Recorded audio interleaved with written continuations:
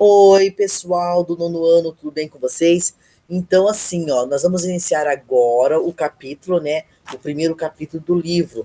Nós, a aula passada, semana passada, nós fomos até o conteúdo, a prof explicou para vocês sobre o conteúdo, né? E falou que nós iríamos daí deixar para a próxima aula. Então, nós vamos abrir o capítulo hoje, tá? Expressando o que pensamos.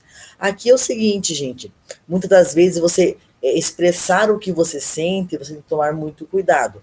Porque você pode expressar, é liberdade de expressão, você fala o que você quiser. Nós estamos livres para expressar o nosso pensamento. Porém, nós temos que cuidar para não ser agressivo com as pessoas, tá? Então, assim, vou expressar o meu pensamento, ótimo, mas tenho que tomar cuidado como eu vou expressar o meu pensamento. E muitas das vezes falando ainda sobre a expressão de pensamentos, quando eu quero dizer algo para alguém, por exemplo, assim, eu quero convencer meus pais para eles comprarem aquela calça que eu quero, por exemplo. O que eu preciso? Eu preciso expressar o meu pensamento de uma forma que eu levante argumentos e convençam eles que eu preciso daquela calça. Então você utilizar as palavras corretamente, é utilizar o modo de pensar e saber expressar. Então esse módulo vai falar um pouquinho com a gente sobre isso, tá? Ok? Aqui nós temos umas perguntas aqui que ele fala assim para nós resumidamente o que nós argumentamos quando nós temos um ente querido, um parente e a gente precisa que eles façam algo pela gente, como que a gente fala com eles, como que a gente utiliza corretamente as nossas palavras. Nós temos o dom de convencer a pessoa, será assim ou não? Então esse aqui é o comentário que ele faz para nós. Tá? Então esse capítulo que nós vamos iniciar, ele realmente ele vai deixar a gente com uma pulga atrás da orelha, pensando realmente nós conseguimos convencer as pessoas que estão né, em nossa volta, se aquilo realmente a pessoa irá fazer ou gosta ou não, tá? Então nós vamos agora para o próximo capítulo aqui. Aqui nós temos a charge, tá? Eu vou deixar um pouquinho maior para vocês, porque a leitura dela, como a letra ela é muito pequena, muitas vezes tem que ampliar o máximo possível a imagem, ok? Nós iremos fazer a leitura dessa tirinha, tá? Ó, você conhece as tirinhas do Calvin e Haroldo, perdão, Calvin e Haroldo. Calvin é um menino criativo e agitado, que vive em companhia de seu tigre de pelúcia. Haroldo, que ganha vida na imaginação do garoto, tá? Então, olha só, vamos pensar. Calvin é um menino criativo, então Calvin é um menino agitado, que vive em companhia do seu tigre de pelúcia. Haroldo, que ganha vida na imaginação do garoto. Então, esse bichinho de pelúcia do Calvin não é de verdade, tá? Ele ganha imaginação através disso. Vejam o que Calvin acha sobre a produção de textos argumentativos. Então, você sabe que eu sempre falo para vocês, a partir de agora, vocês já estão no nono ano, então nós vamos preparar vocês, né, a professora de língua portuguesa, junto com a professora de produção de texto, trabalhar bastante sobre argumentar. É como você vai argumentar. Por isso que ele fala textos argumentativos. Para você seguir aquela estrutura, introdução, desenvolvimento e conclusão. Como que eu vou argumentar e convencer o meu leitor que aquilo que eu estou falando é verdade. Então vamos ler a tirinha lá.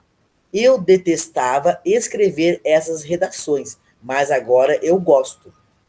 Percebi que o objetivo de escrever é inflar ideias fracas, disfarçar a argumentação pobre e inibir a clareza. Com um pouquinho de prática, o texto pode se tornar uma neblina, intimidante e impenetrável. Quer ver o meu relatório sobre o livro? A dinâmica dos imperativos interseres e monológicos em Jin e Jane. Um estudo sobre os modos psicotransrelacionais de gênero. Academia, aí vou eu. Vocês entenderam alguma coisa, gente? Ficou bem confuso, né? Mas assim, por quê? Porque ele quis colocar palavras difíceis, como ele falou mesmo. É super fácil escrever. É só você complicar um pouco. Ideias fracas, você vai aumentar elas. Você não vai deixar nada muito claro, que as pessoas ficam, o que ele falou? Mas na realidade ele teve um equívoco, né? Um texto de argumentação, eu tenho que realmente ser claro e objetivo no que eu estou falando, ok? Ó, vamos discutir um pouquinho ali. Tenha em mente que Calvin não é um exemplo de aluno aplicado. Ao contrário, ele procura sempre fugir da escola, das tarefas e dos estudos, buscando meios de contornar os deveres. Dito isso, eu respondo as questões. Nós vamos discutir, a prof vai lendo para vocês as questões que nós realizamos em sala de aula hoje, tá? A prof vai lendo e já vai explicando para vocês, já vai corrigindo. Então, o ideal é que você que não assistiu a nossa aula ainda, faça o seguinte, não pôde participar da aula presencial, né? Presencial que eu falo online, né? Junto com os alunos, a prof vai lendo as perguntas e já vai respondendo. Então, eu aconselho, se você quiser dar uma dúvida, dá uma pausa, faça as atividades, daí liga de novo e vai seguindo com a professora a correção também das atividades, ok? Que eu vou lendo as atividades e já vou corrigindo automaticamente. Beleza, galera? Vamos lá então. Na tirinha é importante a leitura dos desenhos, além das informações que as falas transmitem. Analisando os personagens no segundo quadrinho, o que sugerem a postura de Calvin e a expressão facial de Haroldo, então ele pediu para a gente analisar. Realmente, quando você vê uma tirinha, o que muito importa é a escrita e a imagem também. A imagem é muito importante para você analisar e ver realmente o que ela está passando para você, tá? Você vê que você vai notar que no segundo quadrinho, o Haroldo ele faz uma cara de surpresa, né? Ué, o que ele está falando? E já o Calvin, ele faz uma explicação olhando-se para ele, como se fosse ensinar o urso de pelúcia dele, tá? E agora vamos responder a pergunta. Analisando os personagens do segundo quadrinho, o que sugere a postura de Calvin e a expressão facial de Haroldo? O Haroldo, ele mostrou insegurança, ele não entendeu o que ele estava falando. E Calvin mostrou o quê? Mostrou firmeza nas palavras, ok? 2. Em sua opinião, como Calvin acredita que deve ser a escrita da redação? Então, ele acredita que deve ser o quê? Uma coisa muito simples, mas porém difícil. Que as pessoas não consigam não entender nada do que está escrito. Né? Você vai pegar uma palavra simples, vai deixar um pouco mais complexo, vai tirar a clareza do texto, vai deixar algo obscuro, sem nenhum entendimento ou pouco entendimento. Então, o Calvin, ele acha que é isso. Tem que colocar palavras difíceis no texto que as pessoas não consigam entender. Ok? Vamos para 3. Como a noção descrita de Calvin facilitaria a criação das redações da escola? Como a noção descrita de Calvin facilitaria? Não, não facilitaria, né? Não ia facilitar. Pelo contrário, ia dificultar bastante, tá? O entendimento dele. Então, realmente, não facilitaria. Talvez eu possa pensar assim, se facilitar na escola, pode ser que na hora o aluno joga qualquer coisa sem pensar. Então, se eu for pensar assim, facilitaria no sentido de não da aprendizagem, mas no sentido de assim, escrever qualquer coisa, daí sim, o aluno ia poder escrever qualquer coisa sem um anexo, sem coesão e coerência, e as coisas, as pessoas aceitariam. Então seria mais fácil para o aluno. Porém, ele não ia aprender, né? Ele ia simplesmente replicar algo que ninguém entende, e muitas das vezes até ele não iria entender. 4. Você conhece todas as palavras que Calvin utiliza em seu relatório? No último quadrinho, que nós lemos, tem umas palavras difíceis. Aqui é pessoal, tá? Por que você acha que ele as utiliza? Então aqui é pessoal, o que você responder está correto, tá bom? Mas no meu ponto de vista, né? São palavras muito difíceis, são palavras de poucas utilidades. Você pouco utiliza esse tipo de palavras. Então, provavelmente, poucas pessoas que iriam entender. Ok? E por que ele utiliza esse tipo de palavra? Para mostrar que ele é inteligente, para mostrar assim como eu sei usar palavras difíceis, né? Então, porque ele utiliza essas palavras para isso mesmo. Ele usa equivocado, né? Aquele tipo de palavra. 5. Haroldo demonstra aprovar esse tipo de criação do menino? O Haroldo demonstra aprovar? Não, ele não entende nada. Ele somente olha e fica olhando para ele. Ele não faz uma cara assim, tipo, o que você está falando? Né? Ele simplesmente fica sem entender e fica aquela coisa assim, não entendi nada. Ok? Então, ele demonstra aprovar esse tipo de criação do menino? Não. Ele simplesmente faz uma cara que não entendi nada. Ok? 6. E você, o que acha da visão de Calvin? Isso aqui é pessoal. A 6, você vai responder do que você quiser. A resposta que você quiser colocar, ela está correta, tá? E você, o que acha da visão de Calvin? É possível ser bem-sucedido academicamente escrevendo textos desse modo? Né? Aqui a segunda pergunta dentro da 6 é difícil? É difícil, gente. Quando você segue um estudo, principalmente numa faculdade, por exemplo, você coloca, escreve textos. Se você escrever qualquer coisa, você numa redação, por exemplo, num vestibular, no Enem, você não vai ter resultado.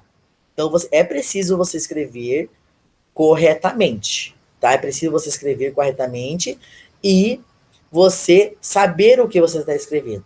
Então, não adianta. Escrever por escrever não dá certo, tá? Então, eu respondi a segunda pergunta das 6 para vocês. Mas a 6 é pessoal, tá bom? 7. Você acredita que é possível aperfeiçoar a argumentação por meio de técnicas orais escritas? Sim, né? Você acredita que é possível? Lógico, é o teu texto, né? O texto é teu, a resposta é pessoal. Mas, realmente, se você conseguir aperfeiçoar o teu argumento, convencer a pessoa de forma correta, realmente você vai utilizar argumentos bem convincentes, né? Então, aperfeiçoar, o que eu vou aperfeiçoar a minha argumentação? É ler bastante jornal, ler livros, assistir jornal, é você escrever bastante, discutir textos polêmicos com as pessoas, isso é bem importante, ok? Pessoal, vamos então para a próxima. Então, de exercício é só isso, tá? Nós vamos ler o texto próximo que está aqui, tá? Para realizar as atividades propostas. Então vamos lá. Muitos textos de jornais ou revistas não podem expor o ponto de vista do autor.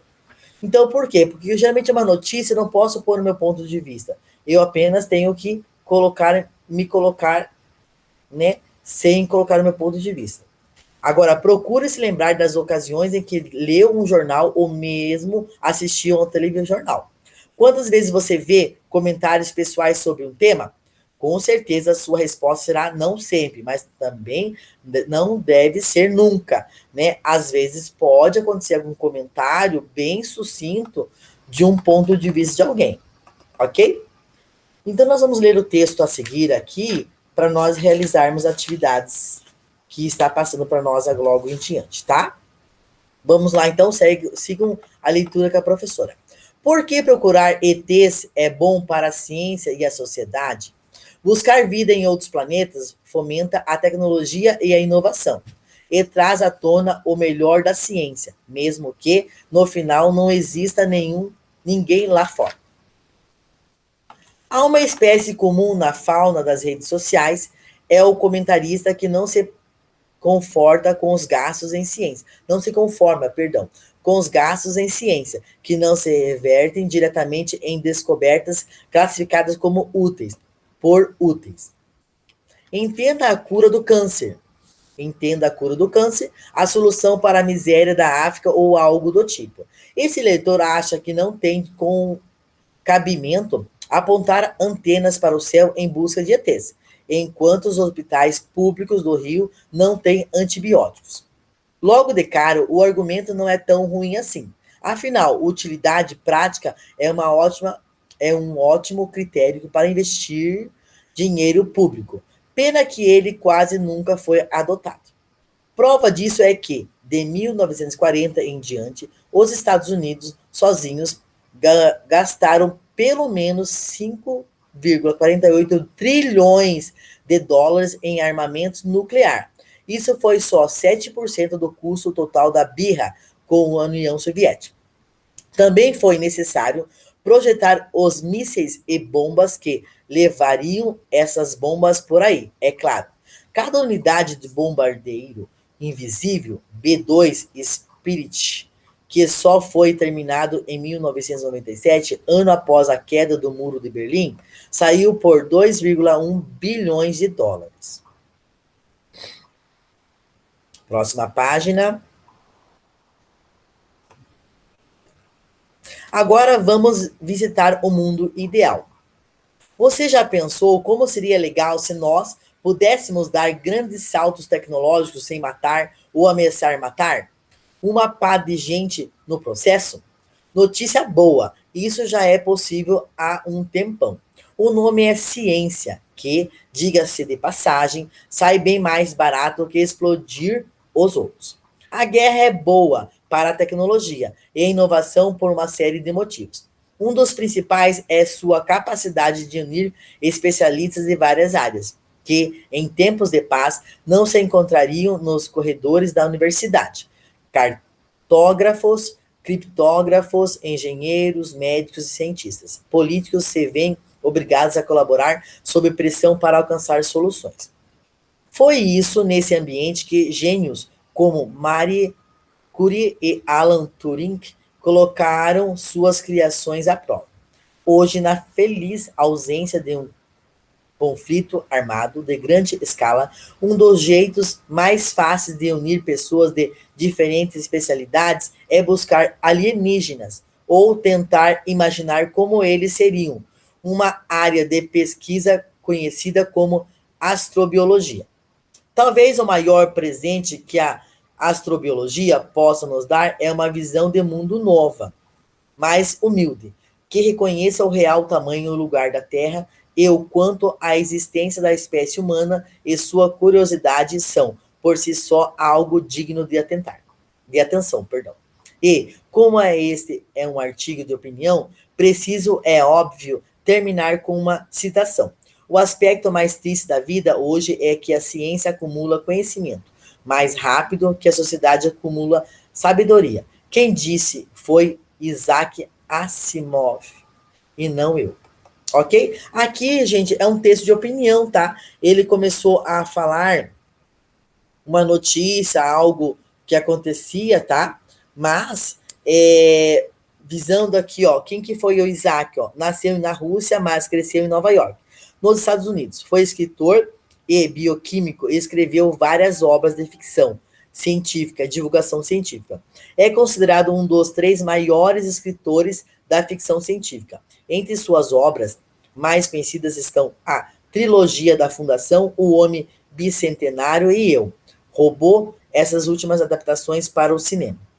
Ok? Então, ele que é a pessoa que ele foi falando. Aqui, Mari, quem é Mari, né? Eu peço para vocês lerem em casa, daí vocês, parece para conhecimento de vocês. E nós vamos para a mesma coisa que o texto anterior. A prof vai ler e já vai explicando para vocês, tá bom? Para vocês verem as respostas. Tendo lido com atenção o texto apresentado, responda as questões. Que ideia o autor do texto defende? A ideia que ele defende é o quê? Que é importante nós conhecermos se tem vida em outros planetas, tá? A vida então a pesquisa é importante ter a pesquisa dos extraterrestres. Isso que ele defende, tá bom? No começo ele acha que não. No começo do texto você acha que não, é mentira, ele não defende isso. Depois você vai vendo realmente que ele defende claramente que é importante para nós, para a ciência, nós vermos se tem vida em outro planeta. A 2 ali, circule sobre o desenvolvimento científico, o autor afirma que é beneficiado pela busca por alienígenas. Então a D está correta. 3. Qual é o nome da área de estudos que o autor apresenta e defende, em que ela consiste? A área ali deixa eu até dar uma olhadinha aqui no texto novamente. É a 3, né? É a área astrobiologia. Astrobiologia. Essa que é a resposta, tá? Então, a 3 é a astrobiologia. E em que ela consiste? Em estudar ETs, tá? Ok? 4. No texto, o autor utiliza linguagem formal e informal. Ele usa linguagem informal. Por que, gente, que ele usa? Quando ele fala assim, ó, birra, matar, uma pá de gente, tá? E por que ele utilizou linguagem informal? Porque ele quis se aproximar do leitor, tá? Quando você utiliza uma linguagem formal, que nós chamamos de linguagem coloquial, é sinal que você quer ficar mais próximo ao leitor, ok? Então, por isso que você utilizou, e você que eu falo eles, né, utilizaram a linguagem informal.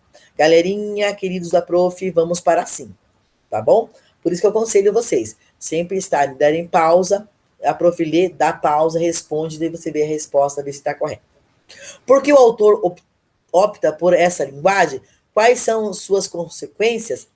Por que ele optou por essa linguagem informal? Para realmente, como eu falei na última questão, para ele ficar muito próximo, né? Para ele se aproximar do leitor.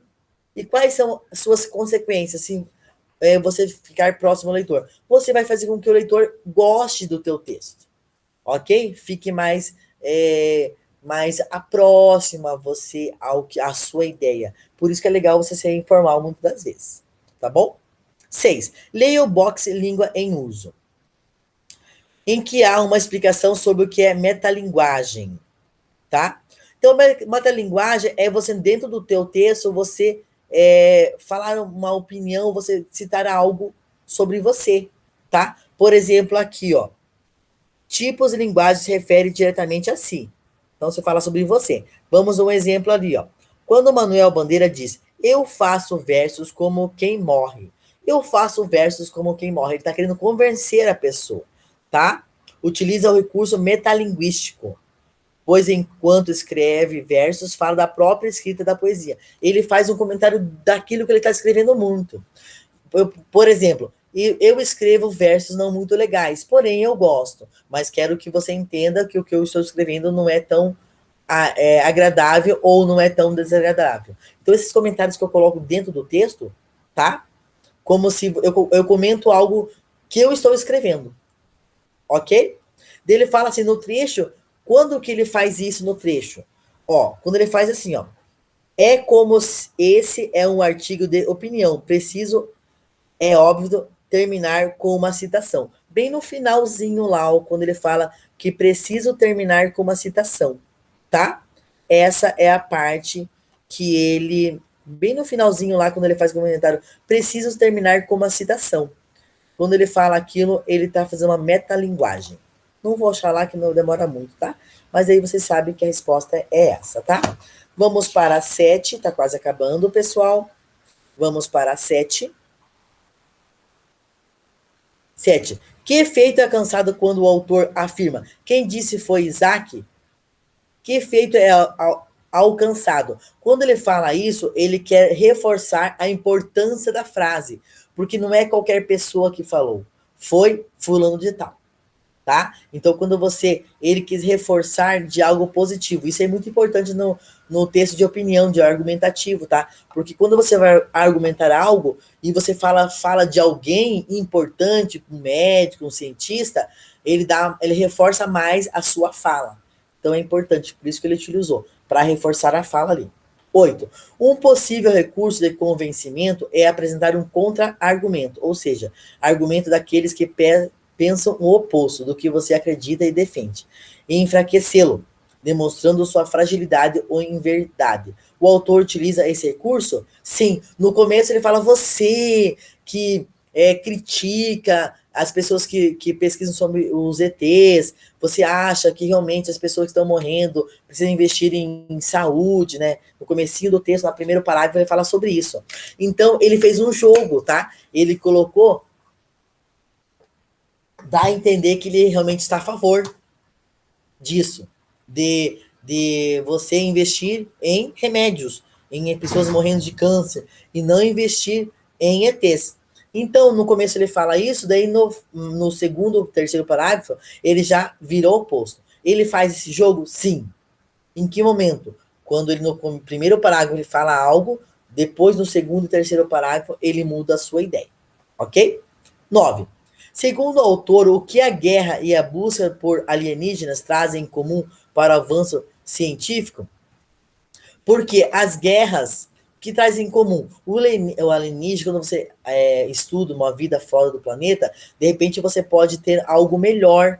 Que nem, por exemplo, aqui o ser humano ele gosta muito de guerra, guerra, guerra. Não, a gente nunca irá conseguir tirar isso do ser humano. Então, eles buscam vida fora do planeta Terra.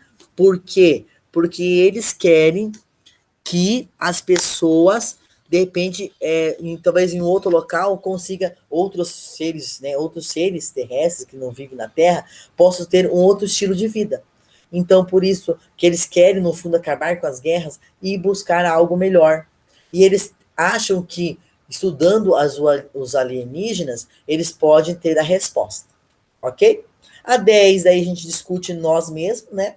Que ali, ó, depois de ler o texto e refletir, discuta com os colegas o que vocês acham sobre o investimento da busca de alienígenas, destacando os pontos positivos e os pontos negativos dessa empreitada. Em seguida, sintetize os principais pontos de suas conclusões. Ali nós vamos discutir, gente.